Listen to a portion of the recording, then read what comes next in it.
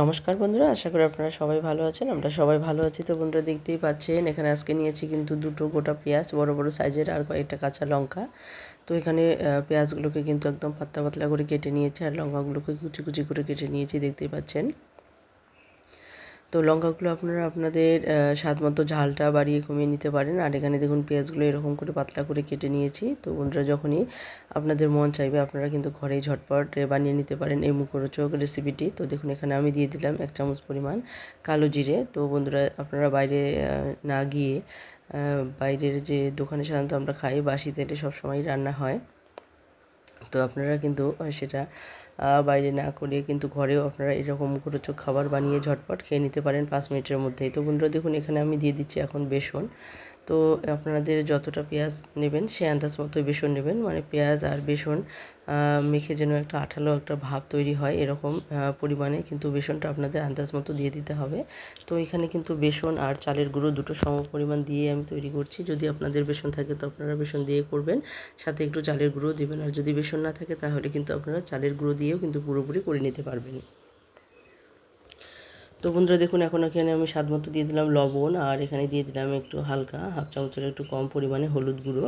এখন এটাকে একটু একটু করে জল দিয়ে এটাকে ভালো করে একটু আঠালো একটা ডোয়ের মতো তৈরি করে নিতে হবে। তো বন্ধুরা দেখতে পাচ্ছেন এখানে কিন্তু আমি একবারে জল দিচ্ছি না, কারণ একবারে জল দিয়ে দিলে কিন্তু পাতলা হতে পারে। তো অবশ্যই আপনারা চেষ্টা করবেন অল্প অল্প জল দিয়ে এটাকে মেখে নিতে। আর যতক্ষণ একটা আঠালো ভাব চলে আসছে ততক্ষণই কিন্তু এটাকে মেখে নিতে হবে। আর যদি মনে হয় যে আপনাদের চালের গুঁড়ো কিংবা বেসন দেওয়ার প্রয়োজন আছে তাহলে কিন্তু আবারও আপনারা একটু একটু করে দিয়ে কিন্তু এটাকে মেখে নিতে পারেন। তো বন্ধুরা দেখুন এখানে যে পরিমাণ আমি বেসন আর চালের গুঁড়ো দিয়েছি তাতে আমার কিন্তু আরও একটু লাগবে মনে হচ্ছে। এর জন্য কিন্তু এখানে পরবর্তীতে কিন্তু আমি আবার একটু চালের গুঁড়ো আর কিন্তু বেসন এখানে মিশিয়েছিলাম। তো সেটা কিন্তু আমি আপনাদেরকে দেখাইনি, স্কিপ করে গেছি, কারণ এটা কিন্তু আপনাদের মানে পরিমাণ মানে পেঁয়াজের উপর নির্ভর করবে কতটা আপনাদের লাগবে। এখানে কোনো নির্দিষ্ট কোনো মাপকাঠি নেই। তো বন্ধুরা যতক্ষণ না আপনাদের এরকম মাখতে মাখতে একটা আঠালো ভাব চলে আসছে ততক্ষণই কিন্তু এটা আপনাদেরকে জল দিয়ে করে নিতে হবে। আর প্রয়োজনে কিন্তু আবারও বেসন কিংবা চালের গুঁড়ো কিন্তু মিশিয়ে নিতে হবে। তো বন্ধুরা দেখতে পাচ্ছেন এখানে কিন্তু অল্প অল্প জল দিয়ে এভাবে কিন্তু আমি একটা আঠালো একটা ডোয়ের মতো তৈরি করে নিচ্ছি।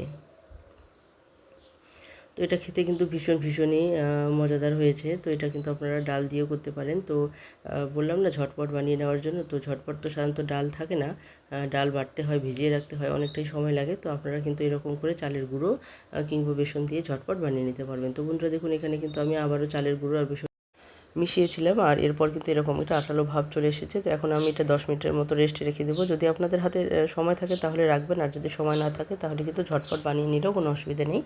তো এটা আমি 10 মিনিটের মতো রেস্টে রেখে দিয়েছিলাম। তো দেখুন বন্ধুরা এখন আমি কড়াইটা পুরোপুরি গরম করে নিয়েছি আর এখানে দিয়েছি বেশ পরিমাণে একটু তেল। তো অবশ্যই আপনারা কিন্তু তেলটা একটু বেশি করে দিয়েই ভাজবেন। এটা কিন্তু ডুবো তেলে ভাজলে বেশি সুস্বাদু হয়। তো যদি আপনারা ডুবো তেলে না ভাজতে চান, মানে যদি কম তেল থাকে তাহলে কিন্তু আপনারা অল্প তেলেও মানে একটা দুটো করে দিয়ে ভাজতে পারেন, তাহলেও কিন্তু এটা সুস্বাদু হবে। তো আপনাদের তেলের উপর নির্ভর করবে যে আপনারা কতটা দিয়ে ভাজতে পারবেন। তো বন্ধুরা যদি আপনাদের কম তেল থাকে তাহলে আপনারা 2-3টের বেশি দেবেন না, অল্প অল্প তেল দিয়ে তবুও ডুবো তেলে ভাজার চেষ্টা করবেন। আর যদি আপনাদের বেশি তেল থাকে তাহলে কিন্তু আপনারা তেলটা একটু বেশি করে দিয়ে একসঙ্গে 4-5টা বড়াও কিন্তু এরকম তৈরি করে নিতে পারবেন। তো বন্ধুরা দেখুন এখন আমি এখানে বেশি দেবো না, এই 4টে করে দিয়ে ভাজার চেষ্টা করছি। পরবর্তীতে যদি তেল মনে হয় যে আমার আরও একটু লাগবে তাহলে কিন্তু আমি আবার একটু তেল দিয়ে একটু বেশি করে দিয়েও ভাজতে পারি, তাতে কোনো অসুবিধা নেই। তো বন্ধুরা দেখুন এখানে কিন্তু আমি 5টার মতো দিয়ে দিয়েছি।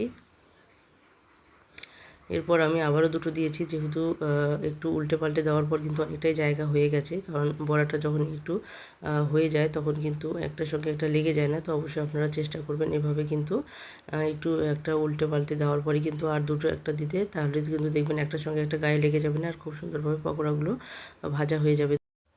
তো বন্ধুরা দেখতেই পাচ্ছেন এখানে কিন্তু মিডিয়াম টু লো হিটে ভালো করে ভেজে নিতে হবে, যাতে করে খুব সুন্দরভাবে ভাজা হয়ে যায় মুচমুচে। তো বন্ধুরা দেখুন এখানে প্রায় ভাজা হয়ে এসেছে। তো এরকম যখনই দেখবেন ব্রাউন কালার হয়ে গেছে তখনই আপনারা কিন্তু নামিয়ে নেবেন, আর বেশি কিন্তু ভাজার দরকার নেই। ব্রাউন কালার হয়ে গেলে কিন্তু বুঝে যাবেন যে ভাজাগুলো হয়ে গেছে। তো এগুলো কিন্তু বেশ ক্রিস্পি হয়েছে খেতে। তো দেখুন আবারও আমি দিয়েছি, এভাবেই উল্টে পাল্টে সমস্তগুলোই ভেজে নেব। তো অবশ্যই এটা মাথায় রাখতে হবে যে তেলটা একটু বেশি করে দিতে হবে। যদি তেল কম থাকে তাহলে কিন্তু আপনারা বড়ার পরিমাণ একটু কমিয়ে দেবেন, 2-3টে করে ভেজে নেবেন, তাহলে দেখবেন খেতে বেশ মজাদার হবে। তো এখন আমি এখানে নামিয়ে নিয়েছি। তো বন্ধুরা দেখুন এখানে ভাজতে ভাজতে প্রায় শেষ হয়ে গেছে, গরমা গরম। তো আপনাদের কেমন লাগলো অবশ্যই সেটা কমেন্টে জানাতে ভুলবেন না। আর এরকম মুখরোচক খাবার কিন্তু মন চাইলে যখন খুশি তখনই বানিয়ে নিতে পারবেন। তো বন্ধুরা অবশ্যই কমেন্টে জানাবেন, কারণ আপনাদের একটি কমেন্ট কিন্তু আমাদেরকে অনেকটা উৎসাহিত করে নতুন নতুন রেসিপি তৈরি করতে।